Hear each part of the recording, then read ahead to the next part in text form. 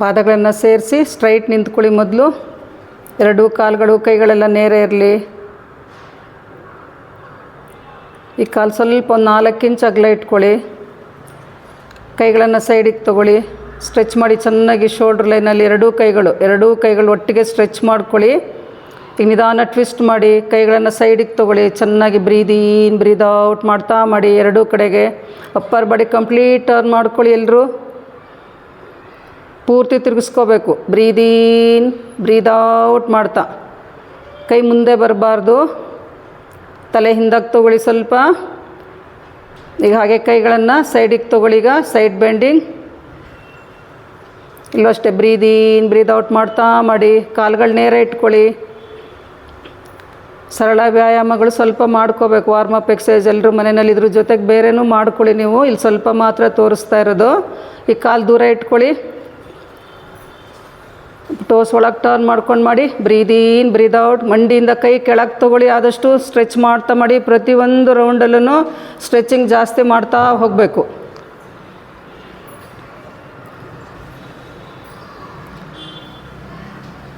ಸಾಕು. ಕಾಲುಗಳ ಹತ್ತಿರ ತೊಗೊಳ್ಳಿ.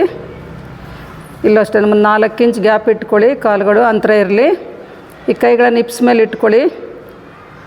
ಶೋಲ್ಡ್ರ್ ಒಳಗೆ ತೊಗೊಳ್ಳಿ. ಆದಷ್ಟು ಮೊಣಕೈಗಳ ಹತ್ತಿರ ಬರಲಿ. Breathe in bend back breathe out bend forward.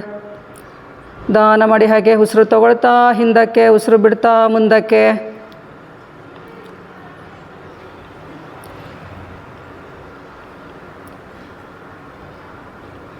ಈ ಕೈಗಳನ್ನು ಸ್ಟ್ರೆಚ್ ಮಾಡ್ತಾ ಮಾಡಿ. ಕೈಗಳ ಅಪ್ಪರ್ ಆರ್ಮ್ ಒಳಗೆ ಟರ್ನ್ ಮಾಡ್ಕೊಳ್ಳಿ. ಕೈನ ಕಿರುಬೆರಳನ್ನು ಒಳಗೆ ಟರ್ನ್ ಮಾಡ್ಕೊಂಡು ಸ್ಟ್ರೆಚ್ ಮಾಡಿ. ಆಗ ರಿಬ್ಸ್ ಭಾಗ, ಲೋವರ್ ಅಬ್ಡಮನ್ ಭಾಗ ಎಲ್ಲ ಚೆನ್ನಾಗಿ ಸ್ಟ್ರೆಚ್ ಆಗುತ್ತೆ. ಬ್ರೀದ್ ಇನ್ ಆ್ಯಂಡ್ ಬ್ರೀದ್ ಔಟ್ ಮಾಡ್ತಾ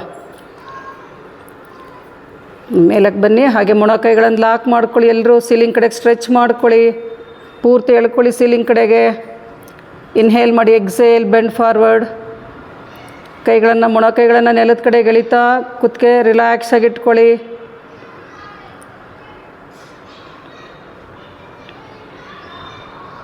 ಟೋಸ್ ಮೇಲೆ ವೆಯ್ಟ್ ತೊಗೊಳ್ತಾ ಕೈಗಳನ್ನು ಇಳಿಸಿ ನೆಲದ ಕಡೆಗೆ. ಮುಖದ ಕಡೆಗೆ ಚೆನ್ನಾಗಿ ಬ್ಲಡ್ ಫ್ಲೋ ಆಗ್ತಾ ಇರಬೇಕು.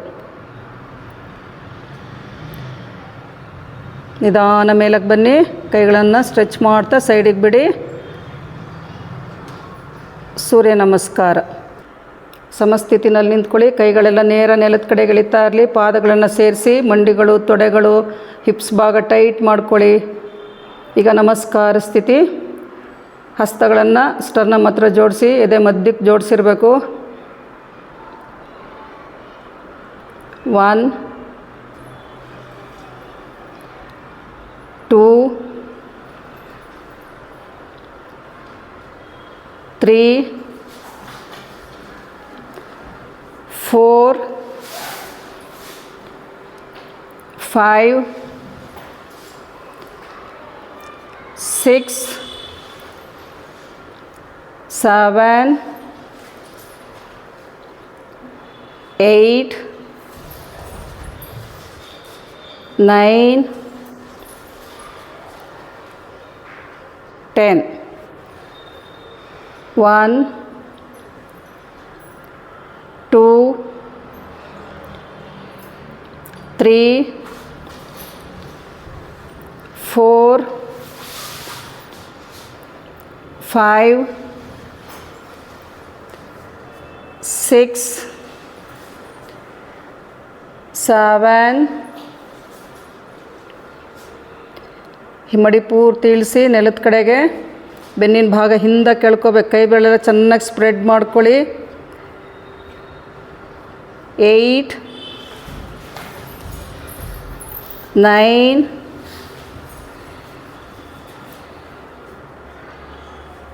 10. ಊರ್ಧ್ವಾಸನ. ಹಸ್ತಗಳನ್ನು ಸೇರಿಸಿ ಹಿಪ್ಸ್ ಭಾಗ ಮುಂದಕ್ಕೆ ನೂಕಿ ತಲೆ ಹಿಂದಕ್ಕೆ. ಉತ್ತಾನಾಸನ. ಕೈ ಚೆನ್ನಾಗಿ ಸ್ಟ್ರೆಚ್ ಮಾಡ್ತಾ ಫಾರ್ವರ್ಡ್ ಬೆಂಡ್ ಮಾಡಿ ಪಾದದ ಪಕ್ಕದಲ್ಲಿ ಇಟ್ಕೊಳ್ಳಿ. ಕೈಗಳು ಹಿಮ್ಮಡಿ ಪೃಷ್ಠ ಒಂದು ಲೈನಲ್ಲಿರಬೇಕು. ತಲೆ ಒಳಕ್ಕೆ. ಏಕಪಾದ ಪ್ರಸರಣಾಸನ, ದ್ವಿಪಾದ ಪ್ರಸರಣಾಸನ, ಶಶಂಕಾಸನ,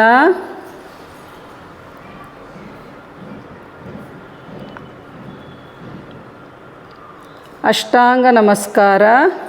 ಹಣೆ ಎದೆ ಮಂಡಿ ನೆಲಕ್ಕೆ ತಾಗಿಸಿ ಹೊಟ್ಟೆ ಭಾಗ ಲಿಫ್ಟ್ ಮಾಡಿ.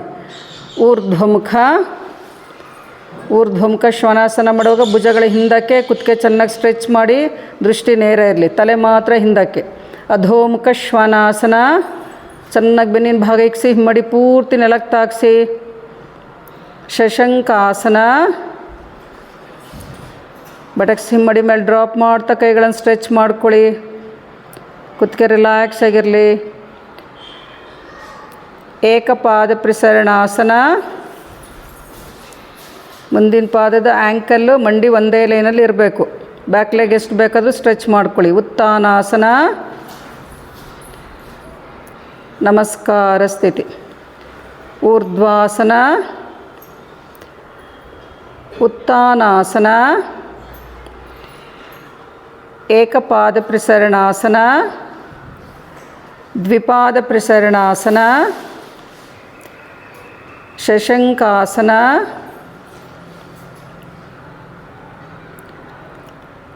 ಅಷ್ಟಾಂಗ ನಮಸ್ಕಾರ. ಊರ್ಧ್ವಮುಖ ಶ್ವಾನಾಸನ. ಅಧೋಮುಖ ಶ್ವಾನಾಸನ. ಶಶಂಕಾಸನ.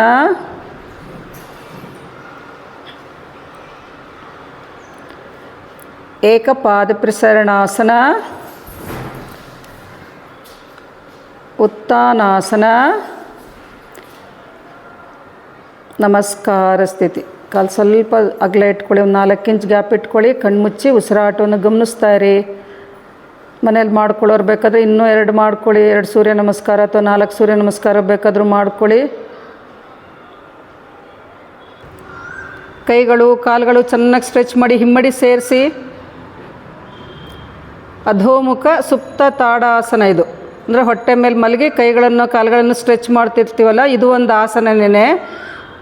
ಬಾಡಿ ಪೂರ್ತಿ ರಿಲ್ಯಾಕ್ಸ್ ಆಗ್ತಾ ಇರುತ್ತೆ ಕೈಗಳು ಸ್ಟ್ರೆಚ್ ಮಾಡೋದ್ರಿಂದ, ಹಿಮ್ಮಡಿ ಸೇರಿಸಿರೋದ್ರಿಂದ.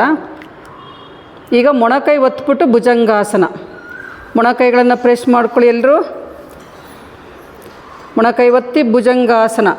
ಅಪ್ಪರ್ ಬಾಡಿ ಲಿಫ್ಟ್ ಮಾಡಿ. ಮೊಣಕೈಗಳನ್ನು ಒತ್ತಿ ಅಪ್ಪರ್ ಬಾಡಿ ಲಿಫ್ಟ್ ಮಾಡಿದಾಗ ಕುತ್ತಿಗೆ ಚೆನ್ನಾಗಿ ಸ್ಟ್ರೆಚ್ ಆಗುತ್ತೆ. ಇದೇ ಥರ ನೆಕ್ಸ್ಟ್ ರೌಂಡಲ್ಲಿ ಮಾಡ್ಬೇಕಾದ್ರೆ ಇದೇ ಥರ ಶೋಲ್ಡ್ರ್ ಡ್ರಾಪ್ ಮಾಡಿರ್ಬೇಕು ಎಲ್ಲರೂ. ಗೊತ್ತಾಯ್ತಾ? ಆವಾಗ ಭುಜ ಲಿಫ್ಟ್ ಮಾಡಿದ್ರೆ ಕುತ್ತಿಗೆ ಭಾಗದಲ್ಲಿ ಟೈಟ್ ಇರುತ್ತೆ. ಇವಾಗ ಹೇಗಿದೆ, ಎಷ್ಟು ರಿಲ್ಯಾಕ್ಸ್ ಆಗಿದೆ ಕುತ್ತಿಗೆ ಭಾಗ, ಅದೇ ಥರನೇ ರಿಲ್ಯಾಕ್ಸ್ ಆಗಿರಬೇಕು. ಎಲ್ಲ ಆಸನಗಳು ಮಾಡಬೇಕಾದ್ರೂ ಭುಜದ ಭಾಗ ಯಾವಾಗಲೂ ರಿಲ್ಯಾಕ್ಸ್ ಆಗಿರಬೇಕು. ಅದ್ರ ಕಡೆ ಗಮನ ಕೊಡಿ. ನಿಧಾನ ವಾಪಸ್ ಬನ್ನಿ, ರಿಲ್ಯಾಕ್ಸ್. ಈಗ ಕೈಗಳನ್ನು ಮುಂದಕ್ಕೆ ತೊಗೊಳ್ಳಿ. 2 ಕೈಗಳು ಮುಂದಕ್ಕೆ ಸ್ಟ್ರೆಚ್ ಮಾಡ್ಕೊಳ್ಳಿ. ಈಗ ಬಲಗೈ ಮತ್ತು ಎಡಗಾಲು ಲಿಫ್ಟ್ ಮಾಡ್ಕೋಬೇಕು. ಎಡಗೈ ಸ್ವಲ್ಪ ಒಳಗೆ ತೊಗೋಬೇಕು. 2 ಇಂಚ್ ಒಳಗೆ ತೊಗೊಂಡ್ರೆ ಸಾಕು, ತುಂಬ ಒಳಗೆ ತೊಗೋಬೇಡಿ. ಅಂದರೆ ಬಾಡಿ ಶರೀರ ಪಕ್ಕಕ್ಕೆ ವಾಲ್ಬಾರ್ದು ಅಂತೇಳಿ ಒಂದು 2 ಇಂಚ್ ಹಿಂದೆ ತೊಗೊಳ್ಳಿ ಅಂತ ಹೇಳಿದ್ದು. ಈಗ ಲಿಫ್ಟ್ ಮಾಡಿ. ಬಲಗೈ ಮತ್ತು ಎಡಗಾಲು ಎಳ್ಕೊಳ್ಳಿ ಚೆನ್ನಾಗಿ. ಕೆಳ ಹೊಟ್ಟೆ ಭಾಗದಿಂದ ಫ್ಲೋಟಿಂಗ್ ರಿಪ್ಸಿಂದ ಎಳಿಬೇಕು ಕೈ. ಎಡಗಾಲು ಅದೇ ಥರನೇ ಫ್ಲೋಟಿಂಗ್ ರಿಪ್ಸಿಂದ ಕಾಲನ್ನು ಸ್ಟ್ರೆಚ್ ಮಾಡ್ತಾ ಇರಬೇಕು. ನಿಧಾನ ಕೆಳಗಿಳಿಸಿ ಚೇಂಜ್ ಮಾಡ್ಕೊಳ್ಳಿ. ಈಗ ಎಡಗೈ ಬಲಗಾಲು ಎಳಿಬೇಕು ಚೆನ್ನಾಗಿ. ಕಾಲನ್ನು ಎಳಿತಾ ಲಿಫ್ಟ್ ಮಾಡ್ಕೊಳ್ಳಿ. ಕೈಗಳನ್ನು ಅದೇ ಥರ ಎಳ್ಕೊಳ್ತಾ ಬನ್ನಿ.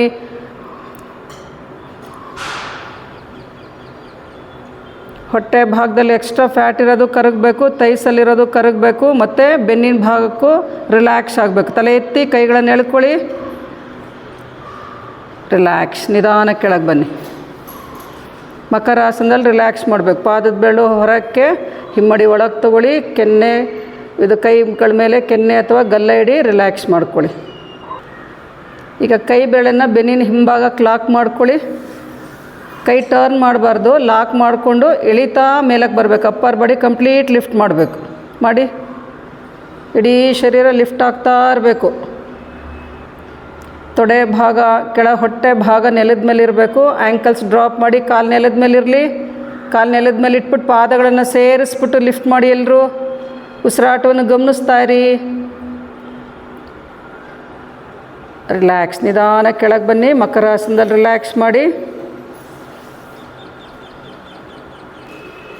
ಹಸ್ತಗಳು ಭುಜದ ಪಕ್ಕದಲ್ಲಿ ಇಟ್ಕೊಳ್ಳಿ. ಭುಜಂಗಾಸನ. ಮೊಣಕೈಗಳು ಸೈಡ್ ರಿಪ್ಸ್ ಕಡೆಗಿರಲಿ. ಮೊಣಕೈಗಳು ಲಿಫ್ಟ್ ಮಾಡಿ ಸೈಡ್ ರಿಪ್ಸ್ ಕಡೆಗಿರಬೇಕು ಮೊಣಕೈಗಳು. ಭುಜಂಗಾಸನ. ಹಸ್ತಗಳ ಬೆರಳೆಲ್ಲ ಒತ್ತಿ ಚೆನ್ನಾಗಿ ಭುಜಗಳನ್ನು ಇಳಿಸಿ, ಮೊಣಕೈಗಳು ಸ್ವಲ್ಪ ಮಡಿಸಿರಬೇಕು. Side ribs ಕಡೆಗಿರಲಿ. ತಲೆ ಎತ್ತಿ ಉಸಿರಾಟವನ್ನು ಗಮನಿಸ್ತಾ ಇರಿ. ಕುತ್ತಿಗೆ ಭಾಗ ಚೆನ್ನಾಗಿ ಸ್ಟ್ರೆಚ್ ಆಗ್ತಾ ಇರಲಿ. ಕೈಲಿ ಎಲ್ಲ ಬೆರಳು ಬಿಡಿಸಿ. ಆವಾಗಲೇ ಮೊಣಕೈ ಒತ್ತಿದಾಗ ಹೇಗೆ ಭುಜಗಳು ಇಳಿಸಿದ್ರೆ ಅದೇ ಥರ ಇಳಿಸಿರಬೇಕು. ಮುಖ ಶಾಂತವಾಗಿರಲಿ. ಈಗ ಮತ್ತೊಮ್ಮೆ ಇನ್ಹೇಲ್ ಮಾಡಿ. ಎಕ್ಸೆಲ್. ಸೊಂಟ ಮುಂದಕ್ಕೆ ನುಗ್ತಾ ಮೇಲಕ್ಕೆ ಬನ್ನಿ. ಕೈಗಳು ನೇರ ಮಾಡ್ಕೊಳ್ಳಿ. ಬನ್ನಿ, ಇನ್ನು ಮುಂದಕ್ಕೆ ಬರಲಿ ಸೊಂಟದ ಭಾಗ. ಎಕ್ಸೇಲ್ ಮಾಡ್ತಾ ಮಾಡಿ. ತಲೆ ಹಿಂದಕ್ಕೆ, ದೃಷ್ಟಿ ನೇರ ಇರಲಿ. ಹುಬ್ಬುಗಳು ಸಡಿಲವಾಗಿರಲಿ. Breathe in and breathe out. Relax. ಮಕರಾಸನದಲ್ಲಿ ರಿಲ್ಯಾಕ್ಸ್ ಮಾಡ್ಕೊಳ್ಳಿ.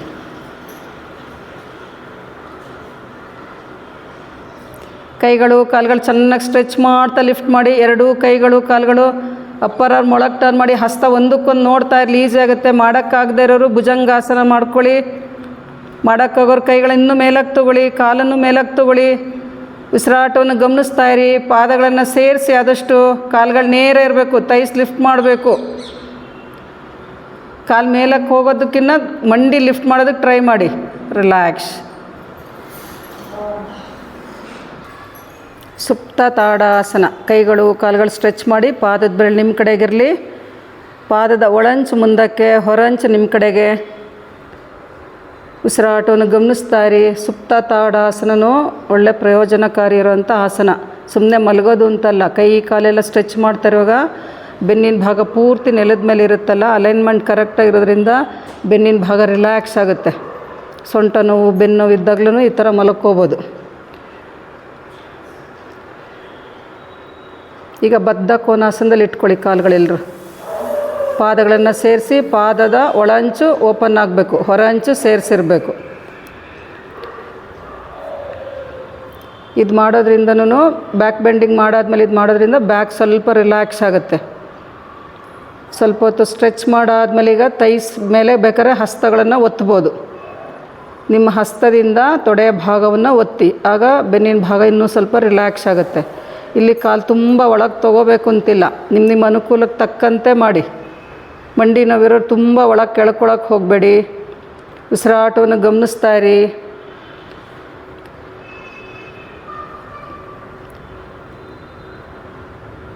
ಕೈಗಳು ಮತ್ತೆ ಸ್ಟ್ರೆಚ್ ಮಾಡ್ಕೊಳ್ಳಿ. ಕಾಲು ಸ್ಟ್ರೆಚ್ ಮಾಡಿ.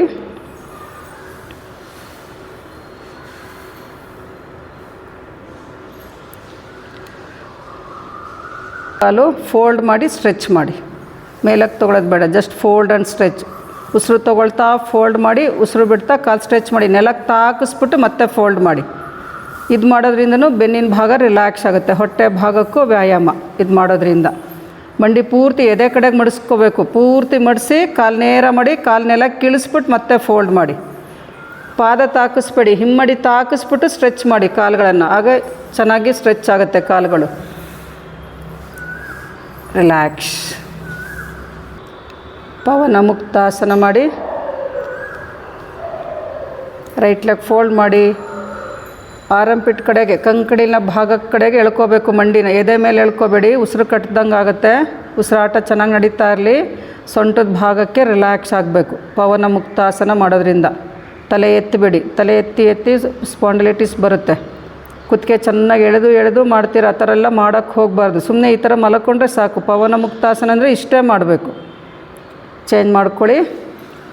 ಕಾಲು ನೇರ ಮಾಡಿಬಿಟ್ಟು ಎಡಗಾಲನ್ನು ಮಡಿಸಿ. ಅದು ಕೆಲವು ಅಭ್ಯಾಸಗಳಿರುತ್ತೆ. ಬೇರೆ ಕಡೆ ನೋಡಿಕೊಂಡು ಮಾಡ್ತಿರ್ತೀರ ಕೆಲವರು. ಆ ಥರ ಮಾಡೋಕ್ಕೆ ಹೋಗಬೇಡಿ. ಕುತ್ತಿಗೆ ಎಳಿಯೋಕ್ಕೆ ಹೋಗಬಾರ್ದು ಮಂಡಿ ಕಡೆಗೆ. ಅದರಿಂದ ಏನು ಪ್ರಯೋಜನ ಇಲ್ಲ. ಇಲ್ಲಿ ಮಾಡಬೇಕಾಗಿರೋದು ಸೊಂಟದ ಭಾಗಕ್ಕೆ ರಿಲ್ಯಾಕ್ಸ್ ಆಗೋದು. ಪವನ ಮುಕ್ತಾಸನ ಅಂದರೆ ಹೊಟ್ಟೆ ಭಾಗ, ಸೊಂಟ ಭಾಗಕ್ಕೆ. ಕಾಲು ನೇರ ಮಾಡ್ಕೊಳ್ಳಿ. ಈಗ ಎರಡೂ ಕಾಲನ್ನು ಮಡಿಸಿ. ಎರಡೂ ಕಾಲು ಮಡಿಸ್ಬಿಟ್ಟು ನಿಮ್ಮ ಕಡೆಗೆ ಎಳ್ಕೊಳ್ಳಿ, ಎದೆ ಕಡೆಗೆ. ಉಸಿರಾಟಕ್ಕೆ ಕಷ್ಟ ಇರೋರು ಮಂಡಿ ಬೇಕಾದ್ರೆ ಸ್ವಲ್ಪ ಒಂದು 2-3 ಇಂಚ್ ಅಗಲ ಇಟ್ಕೊಂಡು ಮಾಡಿ. ಉಳಿದವ್ರು ಬೇಕಾದ್ರೆ ಎರಡೂ ಕಾಲುಗಳನ್ನು ಸೇರಿಸಿ ಕೈ ಬೆರಳು ಲಾಕ್ ಮಾಡಿಕೊಂಡು ನಿಮ್ಮ ಕಡೆಗೆ ಎಳ್ಕೊಳ್ಳಿ. ಈಗ ಬಲಕ್ಕೆ ಎಡಕ್ಕೆ ಟರ್ನ್ ಮಾಡ್ಕೊಳ್ಳಿ. ನಿಮ್ಮ ಬಲಕ್ಕೆ ಮೇಲಕ್ಕೆ ಬಂದು ಎಡಕ್ಕೆ. ಇದು ಮಾಡೋದ್ರಿಂದನೂ ಸೊಂಟದ ಭಾಗ ರಿಲ್ಯಾಕ್ಸ್ ಆಗುತ್ತೆ. ಸೊಂಟದಲ್ಲಿ ಏನಾದರೂ ನೋವಿದ್ರೆ ಅದೆಲ್ಲ ಕಡಿಮೆ ಆಗುತ್ತೆ. ಸಾಕು. ಕಾಲು ನೇರ ಮಾಡಿ. ಎರಡು ಕಾಲು ನೇರ ಇಟ್ಕೊಳ್ಳಿ, ರಿಲ್ಯಾಕ್ಸ್ ಮಾಡಿ.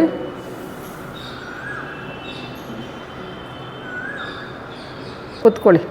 ರೈಟಿಗೆ ಟ್ವಿಸ್ಟ್ ಮಾಡಿ, ಎಡಗೈಯನ್ನು ಬಲಮಂಡಿಗೆ ಒತ್ಬಿಟ್ಟು ಟರ್ನ್ ಮಾಡಿ, ಬೆನ್ನೇರ ಮಾಡಿ, ತಲೆ ಸ್ವಲ್ಪ ಎತ್ತಿ ಕುತ್ತಿಗೆ ತಿರುಗಿಸ್ಕೊಳ್ಳಿ ಪೂರ್ತಿ. ಎಕ್ಸೇಲ್ ಮಾಡ್ತಾ ನಿಧಾನ ವಾಪಸ್ ಬನ್ನಿ. ಎಡಕ್ಕೆ ಟರ್ನ್ ಮಾಡ್ಕೊಳ್ಳಿ. ಕಾಲುಗಳು ನೇರ ಇರಬೇಕು, ಪಾದಗಳು ಒಂದೇ ಲೇನಲ್ಲಿರಲಿ, ಹಿಂದೆ ಮುಂದೆ ಹೋಗಬಾರ್ದು, ಆವಾಗ ಚೆನ್ನಾಗಿ ಟರ್ನ್ ಆಗಲ್ಲ ಸೊಂಟದ ಭಾಗ. Come back. ಈಗ ಎರಡೂ ಕೈಗಳನ್ನು ಮೇಲಕ್ಕೆ ತೊಗೊಳ್ಳಿ, ಸ್ಟ್ರೆಚ್ ಮಾಡಿ. ಅಪ್ಪರ್ ಆರ್ಮ್ ಒಳಗೆ ಟರ್ನ್ ಮಾಡ್ಕೊಳ್ಳಿ, ಪೂರ್ತಿ ಎಳಿಬೇಕು ಸೀಲಿಂಗ್ ಕಡೆಗೆ. ಸೀಲಿಂಗ್ ಕಡೆಗೆ ಎಳಿತಾ ಇರಿ. ಈಗ ಇನ್ಹೇಲ್ ಮಾಡಿ, ಎಕ್ಸೇಲ್, ಬೆಂಡ್ ಫಾರ್ವರ್ಡ್. ನಿಧಾನ ಕೈಗಳನ್ನು ಚಾಚ್ತಾ ಮುಂದಕ್ಕೆ ಹೋಗಿ. ಪಾದದ ಹೊರಂಚು ಹಿಡ್ಕೊಳ್ಳಿ, ಕಷ್ಟ ಆದರೆ ಆ್ಯಂಕಲ್ ಭಾಗ ಹಿಡ್ಕೊಳ್ಳಿ. ಕಾಲಿನ ಮಣಿಕಟ್ಟನ್ನು ಹಿಡ್ಕೊಂಡು ಕೈಗಳನ್ನು ಮಡಿಸೋದಕ್ಕೆ ಟ್ರೈ ಮಾಡಿ. ಪಶ್ಚಿಮ ಉತ್ಥಾನಾಸನ. ಇದು ಮಾಡೋದ್ರಿಂದ ಬೆನ್ನಿನ ಭಾಗ ಚೆನ್ನಾಗಿ ರಿಲ್ಯಾಕ್ಸ್ ಆಗುತ್ತೆ, ಎಕ್ಸ್ಟ್ರಾ ಫ್ಯಾಟ್ ಕರಗುತ್ತೆ ಹೊಟ್ಟೆ ಭಾಗದಲ್ಲಿ, ಸೈಡ್ ರಿಪ್ಸಲ್ಲೆಲ್ಲ. ಕಾಲುಗಳಿಗೂ ಚೆನ್ನಾಗಿ ಶಕ್ತಿ ಬರುತ್ತೆ ಮಂಡಿ ನೇರ ಇಟ್ಕೊಂಡು ಮಾಡೋದ್ರಿಂದ. ಉಸಿರಾಟವನ್ನು ಗಮನಿಸ್ತಾ ಇರಿ. ನಿಧಾನ ಮೇಲಕ್ಕೆ ಬನ್ನಿ, ಕೈ ಕೆಳಗೆ ಬಿಡಿ. ಸುಖಾಸನ. ಸುಖಾಸನದಲ್ಲಿ ಕೂತ್ಕೊಳ್ಳಿ. ರೈಟಿಗೆ ಟ್ವಿಸ್ಟ್ ಮಾಡಿ, ಎಡಗೈಯಿಂದ ಬಲಮಂಡಿ ಒತ್ಬಿಟ್ಟು ಟರ್ನ್ ಮಾಡ್ಕೊಳ್ಳಿ. ಎಡಕ್ಕೆ ಟರ್ನ್ ಮಾಡಿ. ಈಗ ಬಲ ಹಸ್ತದಿಂದ ಎಡ ಮಂಡಿಯನ್ನು ಒತ್ತಿ ತಿರುಗಿಸ್ಕೊಳ್ಳಿ. ಮಂಡಿ ಮೇಲಕ್ಕೆ ಕೆಳ್ಕೋಬಾರ್ದು, ನೆಲದ ಕಡೆಗೆ ಒತ್ತುತ್ತಾ ಟರ್ನ್ ಮಾಡಿ. Come back, bend forward.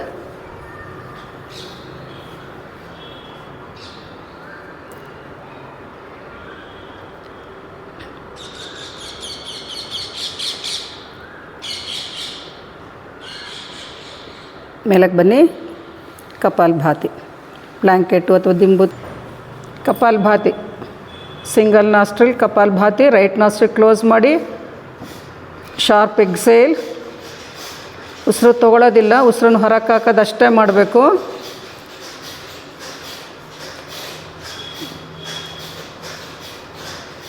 ಮನೇಲಿ ಮಾಡೋರು ಬಿ ಪಿ ಇರೋರು ನಿಧಾನಕ್ಕೆ ಮಾಡ್ಕೊಳ್ಳಿ. ಮಾಡ್ಬೋದು ಬಿ ಪಿ ಇರೋರು ಇದನ್ನು ಸಿಂಗಲ್ ನಾಸ್ಟ್ರಿಲ್ ಕಪಾಲಭಾತಿ, ಆದರೆ ನಿಧಾನಕ್ಕೆ ಮಾಡ್ಕೊಳ್ಳಿ, ಟೆನ್ಷನ್ ಮಾಡ್ಕೋಬೇಡಿ. ಒಂದು 15 ಸಲ ಆದಮೇಲೆ ಚೇಂಜ್ ಮಾಡ್ಕೊಳ್ಳಿ. ಮನೇಲಿ ಮಾಡೋರು 20 ಸಲ 25 ಸಲ ಬೇಕಾದ್ರೂ ಮಾಡ್ಕೊಳ್ಳಿ. ಈಗ ಲೆಫ್ಟ್ ನಾಸ್ಟ್ರಿಲ್ ಕ್ಲೋಸ್ ಮಾಡ್ಕೊಂಡು ಮಾಡಿ.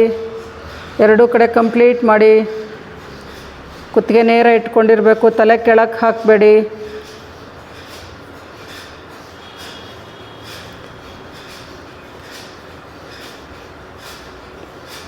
ರಿಲ್ಯಾಕ್ಸ್ ಮಾಡಿ. ಈಗ ಎರಡೂ ಕೈ ಚಿನ್ಮುದ್ರದಲ್ಲಿ ಇಟ್ಕೊಂಡು ಮಾಡಿ. ಚೆನ್ನಾಗಿ ಎಕ್ಸೇಲ್ ಮಾಡಿ. ಮನೇಲಿ ಮಾಡೋರು 1 ಸೆಕೆಂಡ್ 1 ಕೌಂಟ್ ಆ ಥರ ಅಭ್ಯಾಸ ಮಾಡ್ಕೊಳ್ಳಿ. ಫಾಸ್ಟಾಗಿ ಮಾಡಿದ್ರೆ ನಿಮ್ಮ ಎಫೆಕ್ಟಿವ್ ಆಗಿ ಮಾಡೋಕ್ಕಾಗೋದಿಲ್ಲ. ಅದ್ರದ್ದೇನು ಲಾಭ ಸಿಗಬೇಕೋ, ಟಾಕ್ಸಿನ್ಸ್ ಎಲ್ಲ ಹೊರಗೆ ಬರಬೇಕು, ವಿಷವಾಯು ಎಲ್ಲ ಹೊಟ್ಟೆ ಭಾಗದಲ್ಲಿರೋದು ಈಚೆ ಬರಬೇಕು. ಅದಕ್ಕೋಸ್ಕರ ಇದನ್ನು ಮಾಡಿಸ್ತಾ ಇರೋದು. ಪ್ರಾಣಾಯಾಮ ಮಾಡೋಕ್ಕೆ ಮುಂಚೆ ಇದನ್ನೆಲ್ಲ ಮಾಡ್ಕೋಬೇಕು. ಕ್ಲೆನ್ಸಿಂಗ್ ಟೆಕ್ನಿಕ್ ಇದು. ರಿಲ್ಯಾಕ್ಸ್. ಭಸ್ತ್ರಿಕಾ, ಇದನ್ನು ಅಷ್ಟೇ ಎಕ್ಸೇಲ್ ಮಾತ್ರ ಮಾಡಬೇಕು, ಇನ್ಹೇಲ್ ಮಾಡೋಂಗಿಲ್ಲ. ಓನ್ಲಿ ಎಕ್ಸಲೇಷನ್. ಮೂಗಲ್ಲಿರೋದೆಲ್ಲ ಬ್ಲಾಕ್ ಆಗಿರೋದೆಲ್ಲ ಈಚೆಗೆ ಬರಬೇಕು. ಸೈನಸ್ ಪ್ರಾಬ್ಲಮ್ ಇರುತ್ತಲ್ಲ, ಮೈಗ್ರೈನ್, ಸೈನಸ್, ಅರ್ಧ ತಲೆನೋವು, ಎಲ್ಲ ಥರದ ತಲೆನೋವು ಹೋಗುತ್ತೆ ಕರೆಕ್ಟಾಗಿ ಮಾಡಿದ್ರೆ. ಮೂಗಲ್ಲಿ ಬ್ಲಾಕ್ ಆಗಿರೋದೆಲ್ಲ ಈಚೆ ಬರಬೇಕು. ಮತ್ತು ಹುಬ್ಬುಗಳಲ್ಲಿ ಸಣ್ಣ ಸಣ್ಣ ಚೀಲ ಥರ ಇರುತ್ತೆ, ಆ ಕಟ್ಕೊಂಡಿರೋದ್ರಿಂದನೂ ತಲೆನೋವು ಬರ್ತಾ ಇರುತ್ತೆ. ಅದೆಲ್ಲ ಕ್ಲೀನ್ ಆಗಬೇಕು. ರಿಲ್ಯಾಕ್ಸ್. ಕಣ್ಮುಚ್ಚಿ ಮುಖದ ಭಾಗವನ್ನು ಗಮನಿಸ್ತಾ ಕೂತ್ಕೊಳ್ಳಿ. ಸ್ವಲ್ಪ ಹೊತ್ತು ವೈಬ್ರೇಷನ್ ಗಮನಿಸಿ ಮುಖದಲ್ಲಿ.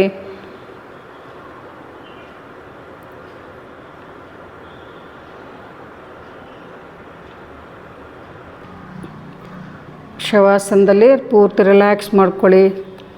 ಕಾಲು ಬೆಳಿನಿಂದ ನಡುನೆತ್ತಿಯವರೆಗೆ ಪ್ರತಿಯೊಂದು ಭಾಗಗಳನ್ನು ಸಡಿಲಗೊಳಿಸ್ತಾ ಪ್ರತಿಯೊಂದು ಭಾಗಕ್ಕೂ ವಿಶ್ರಾಂತಿಯನ್ನು ಕೊಡ್ತಾ ಬನ್ನಿ.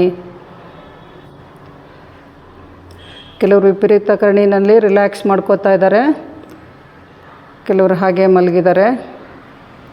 ಎರಡೂ ಒಳ್ಳೆಯದೇನೆ. ಕಾಲುಗಳಿಗೆ ನೋವಿದ್ರೆ ಮತ್ತು ಸೊಂಟದ ಭಾಗದಲ್ಲಿ ನೋವಿದ್ರೆ ವಿಪರೀತ ಕರ್ಣಿ ಅಂತೂ ಎಲ್ಲರಿಗೂ ಉಪಯುಕ್ತ ಆಸನ. ತುಂಬ ಪ್ರಯೋಜನ ಇದೆ ಅದು ಮಾಡೋದ್ರಿಂದ.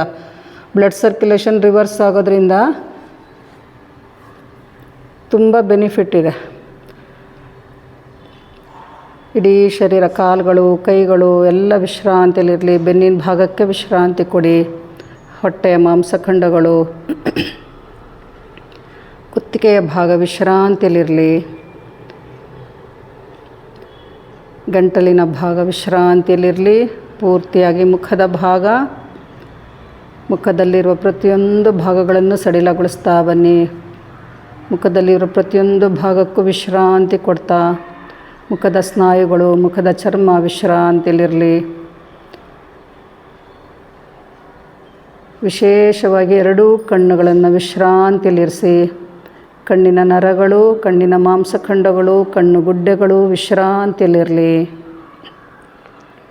ಕಣ್ಣರೆಪ್ಪೆಯನ್ನು ಕೆಳಗಿಳಿಸಿ.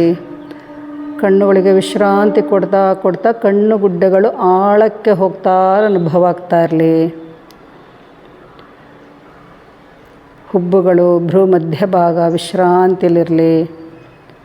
ಹಣೆಯ ಭಾಗ ವಿಶ್ರಾಂತಿಯಲ್ಲಿರಲಿ. ನಡುನೆತ್ತಿಯ ಭಾಗಕ್ಕೆ ವಿಶ್ರಾಂತಿ ಕೊಡಿ. ಶರೀರಕ್ಕೆ ಪೂರ್ತಿ ವಿಶ್ರಾಂತಿ ಕೊಟ್ಟ ನಂತರ ನಿಮ್ಮ ಮನಸ್ಸನ್ನು ಉಸಿರಾಟದ ಕಡೆಗೆ ತಗೊಂಬನ್ನಿ. ಉಸಿರಾಟ ಸಹಜವಾಗಿ ಶಾಂತವಾಗಿ ನಡೀತಾ ಇರಲಿ. ಎಲ್ಲೂ ಒತ್ತಡ ಇರಬಾರ್ದು. ನಿಮ್ಮ ಮನಸ್ಸಿನಲ್ಲಿರುವ ಒತ್ತಡಗಳನ್ನೆಲ್ಲ ಉಸಿರನ್ನು ಹೊರಗೆ ಹಾಕೋದ್ರ ಮುಖಾಂತರ ಹೊರಗೆ ತಳ್ಳಿ. ಮನಸ್ಸಿನಲ್ಲಿ ಯಾವುದೇ ರೀತಿಯ ಟೆನ್ಷನ್ ಇರಬಾರ್ದು, ನೆಗೆಟಿವ್ ಥಾಟ್ಸ್ ಇರಬಾರ್ದು. ಉಸಿರನ್ನು ಒಳಗೆ ತೊಗೋಬೇಕಾದ್ರೆ ಮನಸ್ಸಿಗೆ ಬೇಕಾಗಿರೋದನ್ನು ಮಾತ್ರ ತಗೊಳ್ಳಿ. ಶಾಂತಿ, ಸಮಾಧಾನ, ಆರೋಗ್ಯ, ಪಾಸಿಟಿವ್ ಆಗಿ ಯೋಚನೆ ಮಾಡಬೇಕು. ಉಸಿರನ್ನು ತೊಗೊಳ್ಬೇಕಾದ್ರೆ ಒಂದು 5 ರಿಂದ 10 ನಿಮಿಷ ಮನೆಯಲ್ಲಿ ಮಾಡ್ತಿರೋ ಶವಾಸನ ಮಾಡ್ಕೊಳ್ಳಿ. ನಂತರ ಶೀತಲಿ ಅಥವಾ ನಾಡಿ ಶೋಧನ, ಶೀತಲಿ, ಸದಂತಿ ಒಂದೊಂದು ದಿವಸ ಮಾಡ್ಕೊಳ್ಳಿ. ಅದ್ರ ಜೊತೆಗೆ ನಾಡಿ ಶೋಧನ ಕಂಪಲ್ಸರಿ ಮಾಡ್ಕೊಳ್ಳಿ. ನಾಡಿ ಶೋಧನ, ಭ್ರಾಮರಿ ಅದನ್ನೆಲ್ಲ ಮಾಡ್ಕೊಳ್ಳಿ. Relax and relax.